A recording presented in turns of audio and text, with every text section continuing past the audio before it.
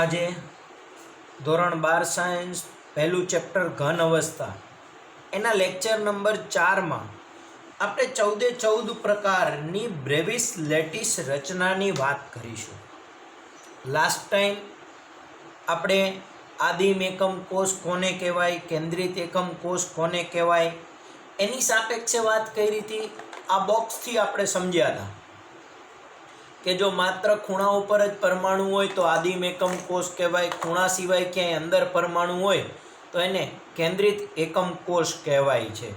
કેન્દ્રિત એકમ કોષ 3 પ્રકારના: અંતઃકેન્દ્રિત એકમ કોષ, અંતકેન્દ્રિત એકમ કોષ અને ફલક કેન્દ્રિત એકમ કોષ. એની આપણે વાત કરી હતી. પછી આજે આપણે કુલ 14 પ્રકારની બ્રેવિસ લેટિસ રચના ભણવાની છે. 14 પ્રકારની રચના, જેમાંની કોઈ પણ એક રચનાનું વારંવાર પુનરાવર્તન થઈ અને આપણો સ્ફટિક બન્યો હશે. આ 14 પ્રકારની રચના, એના માટેના ધાર અને ખૂણાના પરિમાણ, એ રચના, એમાં કેટલી રચના શક્ય છે, આને આપણે બધાએ ખાસ યાદ રાખવાનું છે. આ આખું કોષ્ટક તમારે બધાએ કમ્પ્લીટ ઉદાહરણ સહિત તૈયાર કરવાનું છે, જેમાંનો આ પહેલો 4 ભાગ એ હું તમને અત્યારે 20 થી 30 મિનિટમાં જ તૈયાર કરાવી નાખીશ. માત્ર તમારે ઉદાહરણ એક બાકી રહે. તો આપણે ભણ્યા હતા એ પ્રમાણે યાદ રાખવાનું કે આ કોષ્ટક માટે આપણે ક્રમમાં 7 પ્રકારની પ્રણાલી છે એને યાદ રાખો: આર, એચ, ટી, ટી, એમ, એસ, ઓ. આને યાદ રાખવાનું RH, TMSO થી, જ્યાં આર એટલે રોમ્બોહેડ્રલ, આર એટલે રોમ્બોહેડ્રલ, એચ એટલે હેક્ઝાગોનલ. પહેલો ટી આમ જોવા જઈએ તો ક્રમશઃ જોવા જઈએ તો 3જા નંબર ઉપર આવ્યો, અને 3 સરખા હોય એના માટે ટ્રાય વાપરીએ તો એના ઉપરથી આને યાદ રાખો, ટ્રાયક્લિનિક. પછીનો ટી 4થા નંબર ઉપર ને 4 સરખા માટે ટેટ્રા વપરાય એટલે એને યાદ રાખવાનું, ટેટ્રાગોનલ. એમ એટલે મોનોક્લિનિક.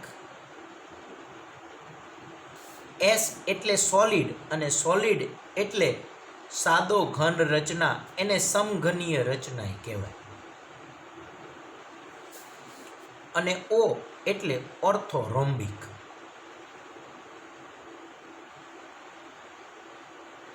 એમ કરી અને આર, એચ, ટી, ટી, એમ, એસ, ઓના નામ યાદ રાખીએ. રોમ્બોહેડ્રલ, હેક્ઝાગોનલ એને ષટકોણીય કહેવાય, અને રોમ્બોહેડ્રલને ત્રિકોણીય રચના કહેવાય.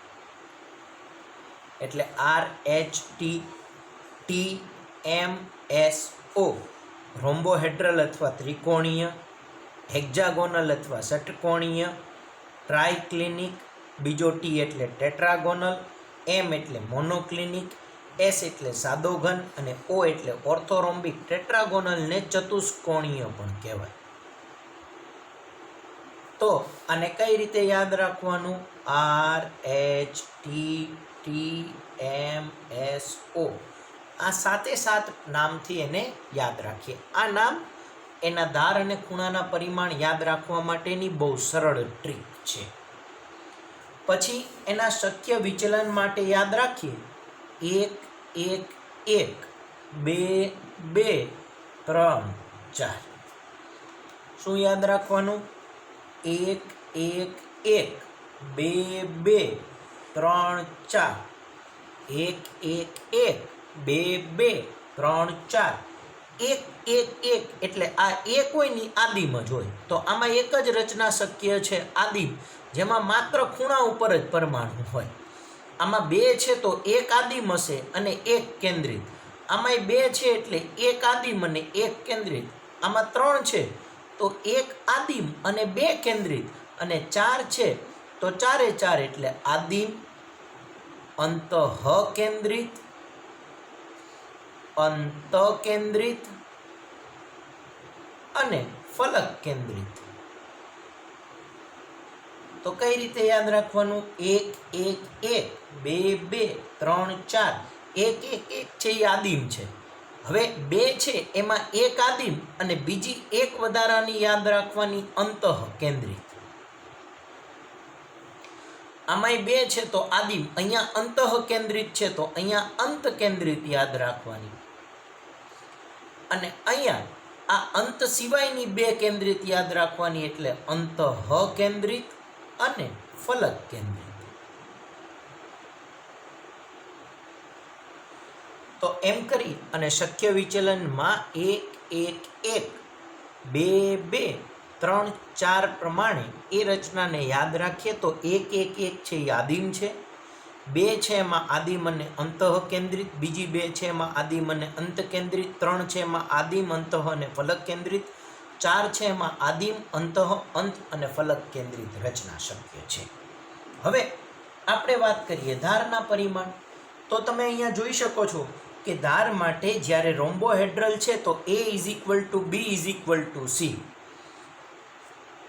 આપણને ખબર છે કે આપણે એકમ કોષ માટે 6 પરિમાણ લીધા છે, 3 ધાર અને 3 ખૂણા. 3 ધારને આપણે A, B ને C કીધું છે ને 3 ખૂણાને આપણે આલ્ફા, બીટા અને ગેમા કીધું છે. તો 3 ધાર અને 3 ખૂણાના પરિમાણની સાપેક્ષે આપણે વાત કરીએ તો 3 ધાર A, B, C અને 3 ખૂણાને આલ્ફા, બીટા અને ગેમા કહીએ. પહેલાં આપણે ધારના પરિમાણ યાદ રાખીએ ને પછી આપણે ખૂણાના પરિમાણ યાદ રાખીએ. તો ધાર માટે પહેલામાં તમે જુઓ તો A = B = C, એનો મતલબ કે ત્રણેય ધાર સરખી છે. આમાં A = B ≠ C, 2 સરખી છે અને A ≠ B ≠ C, એટલે એક પણ ધાર સરખી નથી. તો આ ત્રણને આપણે યાદ રાખીએ, 3 ધાર સરખી, 2 ધાર સરખી, એકેય નહીં. કઈ રીતે યાદ રાખવાનું?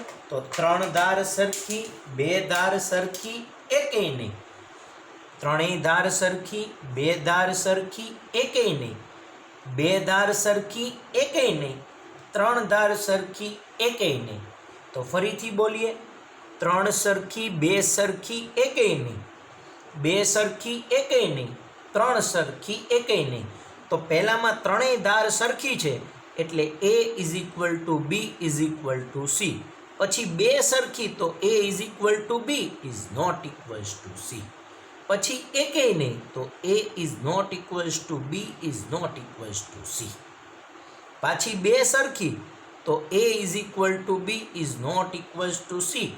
એકેય નહીં, A ≠ B ≠ C. પછી ત્રણેય સરખી તો A = B = C અને એકેય નહીં તો A ≠ B ≠ C. તો તમે જોઈ શકો છો કે 3 ધાર સરખી, 2 ધાર સરખી, એકેય નહીં, 2 સરખી, એકેય નહીં અને 3 સરખી, એકેય નહીં. એ પ્રમાણે આ કોષ્ટકને યાદ રાખી શકાય છે. જરૂરી નથી કે આપણને ઉદાહરણ આવા જ પૂછ્યા હોય. સમજો, માનો કે આપણને ઉદાહરણમાં એવું પૂછ્યું છે કે દિવાસળીની પેટી, બાકસ, દિવાસળીની પેટી કઈ રચના ધરાવે છે. તો આપણને એટલી તો ખબર પડે કે દિવાસળીની પેટી હોય તો એની લંબાઈ, પહોળાઈને, ઊંચાઈને જો આપણે A, B અને C કહેતા હોય તો ત્રણેય સરખી નથી હોતી. એનો મતલબ કે એના માટે ત્રણેય સરખી ન હોય ને એવું કંઈક હોય. તો ત્રણેય સરખું નથી એવું કાં ટ્રાયક્લિનિક હોઈ શકે, કાં મોનોક્લિનિક હોઈ શકે ને કાં તો કે ઓર્થોરોમ્બિક હોઈ શકે. આપણને દિવાસળીની પેટી આપી છે જે અહીંયા ઉદાહરણમાં નથી, પણ છતાંય આપણે એના ધાર અને ખૂણાના પરિમાણની સાપેક્ષે કહેવું છે કે દિવાસળીની પેટી એ કયા પ્રકારની રચના ધરાવે. તો તમને ધાર ઉપરથી ખબર પડે, આ ધારના પરિમાણ ઉપરથી ખબર પડ્યું કે દિવાસળીની પેટી કાં તો ટ્રાયક્લિનિક હોય, કાં તો મોનોક્લિનિક હોય, કાં તો ઓર્થોરોમ્બિક હોય. હવે આ ત્રણમાંથી કઈ હશે એ આપણને ખૂણાના પરિમાણ ઉપરથી ખબર પડે છે. તો ફરીથી ધારના પરિમાણ યાદ રહ્યા બેટા, 3 સરખી, 2 સરખી, એકેય નહીં, 2 સરખી, એકેય નહીં, 3 સરખી, એકેય નહીં. તો ધાર માટે ફરી પાછું 3 સરખી, 2 સરખી, એકેય નહીં, 2 સરખી, એકેય નહીં ને 3 સરખી, એકેય નહીં. એ રીતે તમારે એને ધારના પરિમાણથી યાદ રાખવાના છે. હવે ખૂણાના પરિમાણ તો તમે જુઓ પહેલા ત્રણમાં ધાર જેવા જ છે. અહીંયા ત્રણ ખૂણાને આપણે આલ્ફા બીટા અને ગેમા કહીએ તો ત્રણેય ધાર સરખી હતી, તો ત્રણેય ખૂણા સરખા છે પણ 90ના નથી. આમાં બે સરખા 90ના, ત્રીજો 120નો. અહીંયા ત્રણેય સરખાય નથી, 90નાય નથી, તો ત્રણ સરખા બે સરખા એકેય નહીં, ધાર જેવું જ. ત્રણ ધાર સરખી બે ધાર સરખી એકેય નહીં, એમ ત્રણ ખૂણા સરખા બે ખૂણા સરખા એકેય નહીં. વળી પાછું ત્રણ સરખા બે સરખા ત્રણ સરખા ત્રણ સરખા, તો અહીંયા ત્રણ સરખા બે સરખા એકેય નહીં, ત્રણ સરખા બે સરખા ત્રણ સરખા ત્રણ સરખા. તો પહેલા માટે ત્રણ સરખા પણ 90ના નહીં, બીજામાં બે સરખા 90ના, ત્રીજો 120નો, ત્રીજામાં સરખાય નહીં 90નાય નહીં, પાછું ત્રણ સરખા એ 90ના, બે સરખા 90ના, ત્રીજો 90નો નહીં, જો 90નો હોત તો સરખો થઈ જાય. પછી ત્રણ સરખા 90ના, ત્રણ સરખા 90ના, તો એ પ્રમાણે એને યાદ રાખીએ. ત્રણ સરખા બે સરખા એકેય નહીં, ત્રણ સરખા બે સરખા ત્રણ સરખા ત્રણ સરખા. તો હવે તમને ખબર પડી કે આપણે દિવાસળીની પેટીનો વિચાર કરતા હતા, તો દિવાસળીની પેટી પ્રમાણે કાં તો ટ્રાયક્લિનિક, કાં તો મોનોક્લિનિક ને કાં તો ઓર્થોરોમ્બિક હોઈ શકે. હવે દિવાસળીનું બોક્સ તમે લંબચોરસ જેવું જોયું છે, એટલે ત્રણેય ખૂણા 90 અંશના હોય એ તો તમને ખબર જ છે. એનો મતલબ કે ત્રણેય ખૂણા 90ના અને ત્રણેય બાજુ સરખી ન હોય એવું વિચારીએ તો ત્રણેય બાજુ સરખી નથી એવી ટ્રાયક્લિનિક રચના થઈ. પણ એના ખૂણાના પરિમાણમાં એવું જ છે બેટા, ત્રણેય ખૂણા સરખા નથી, એટલે આ ટ્રાયક્લિનિક દિવાસળીની પેટીમાં આવશે નહીં. આમાં ત્રણ સરખા alpha is equal to beta is equal to gamma, alpha is equal to beta is equal to 90 અને ગેમા ઇઝ ઇક્વલ ટુ 120. આમાં ત્રણેય સરખાય નથી, એટલે alpha is not equals to beta is not equals to gamma is not equals to 90. પછી ત્રણ સરખા alpha is equal to beta is equal to gamma is equal to 90.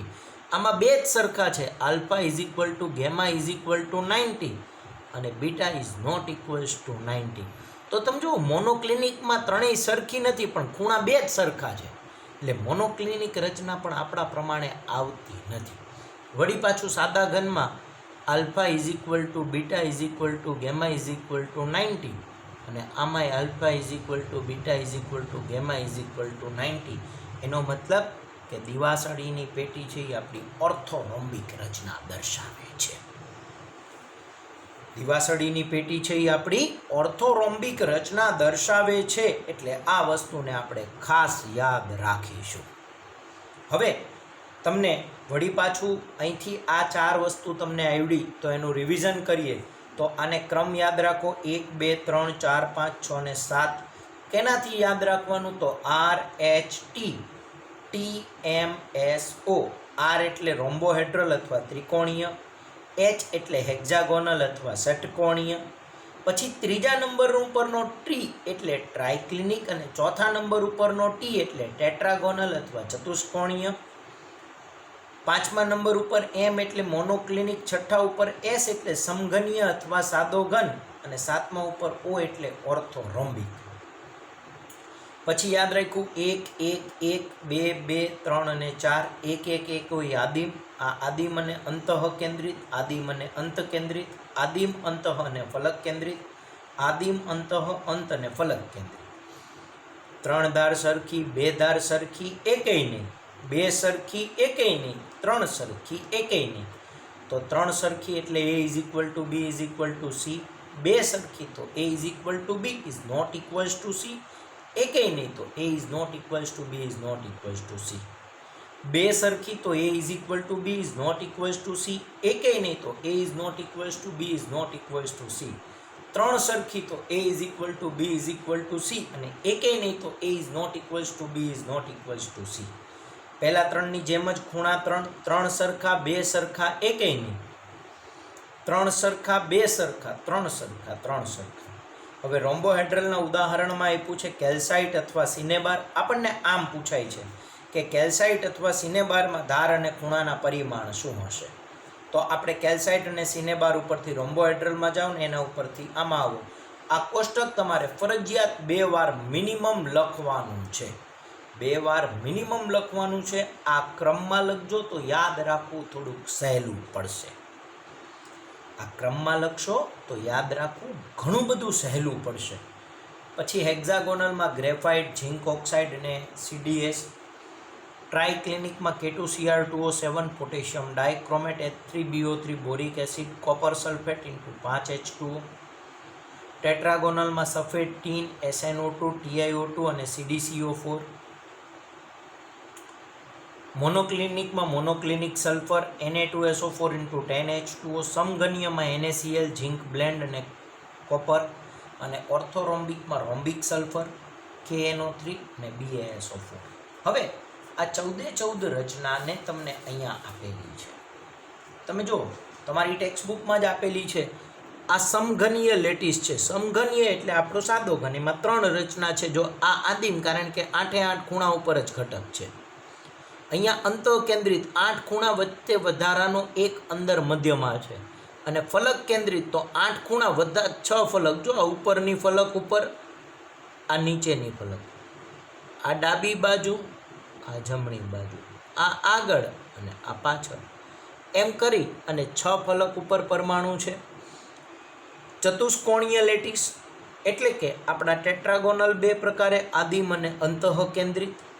ઓર્થોરોમ્બિક 4, આ આદિમ, આ અંતકેન્દ્રિત. જો સામસામેની 2 જ ફલક ઉપર પરમાણુ છે. અંતઃકેન્દ્રિત અને ફલક કેન્દ્રિત. પછી 2 મોનોક્લિનિકમાં આદિમ અને અંતઃકેન્દ્રિત. અને બાકી હેક્ઝાગોનલ, રોમ્બોહેડ્રલ અને ટ્રાયક્લિનિક ત્રણેયની આદિમ એકમ કોષ રચના એટલે 1, 2, 3, 4, 5, 6, 7, 8, 9, 10, 11, 12, 13 અને 14 પ્રકારની રચના જોવા મળે છે. આ સમઘન ઘન આકારે જુઓ તો સાથે રોમ્બોહેડ્રલ, હેક્ઝાગોનલ, ટ્રાયક્લિનિક, ટેટ્રાગોનલ એટલે ચતુષ્કોણીય, મોનોક્લિનિક, સમઘનીય અને ઓર્થોરોમ્બિક આપણને કેવી દેખાય? આ આકૃતિ તમને ટેક્સ્ટબુકમાં આપેલી છે. આકૃતિ દોરવાની જરૂર નથી, પણ આને યાદ રાખવું ખૂબ જ જરૂરી છે. એટલે આ બધી જ રચનાઓને આપણે 3 ડાયમેન્શનમાં પણ જોઈશું અને આને યાદ પણ રાખીશું. તો આજે શું ભણ્યા? તો આજે આપણે ભણ્યા 7 આદિમ એકમ કોષ અને તેમના કેન્દ્રિત એકમ કોષમાં શક્ય વિચલન. 7 આદિમ એકમ કોષ વત્તા 7 કેન્દ્રિત. જો 1, 2, 3, 4, 5, 6 ને 7. 7 આદિમ વત્તા 7 કેન્દ્રિત એમ કરી અને 14 પ્રકારની બ્રેવિસ લેટિસ રચના. આ 14માંથી કોઈ પણ એક રચનાનું વારંવાર પુનરાવર્તન થઈ અને આપણે સ્ફટિકમય ઘનનો અભ્યાસ કરવાનો છે. તો આ વાતને ખાસ યાદ રાખીએ. આ કોષ્ટક હોમવર્કમાં તમારે 2 વાર લખવાનું. 1 વાર ફેરબુકમાં લખજો, 3-4 વાર લખજો, 1-2 દિવસ લખજો, એટલે તમને ધીમે ધીમે યાદ રહી જાય. બને ત્યાં સુધી મેં અહીંયા શીખવાડ્યું એ પ્રમાણે ક્રમ આપી દો. RHT TMSO લખો, 1 1 1 2 2 3 4 લખો, એના ઉપરથી વિચલન લખો, પછી ધારના પરિમાણ અને ખૂણાના પરિમાણ લખો અને પછી ઉદાહરણ લખો. એમ કરીને તમે એને યાદ રાખવાનો પ્રયત્ન કરજો.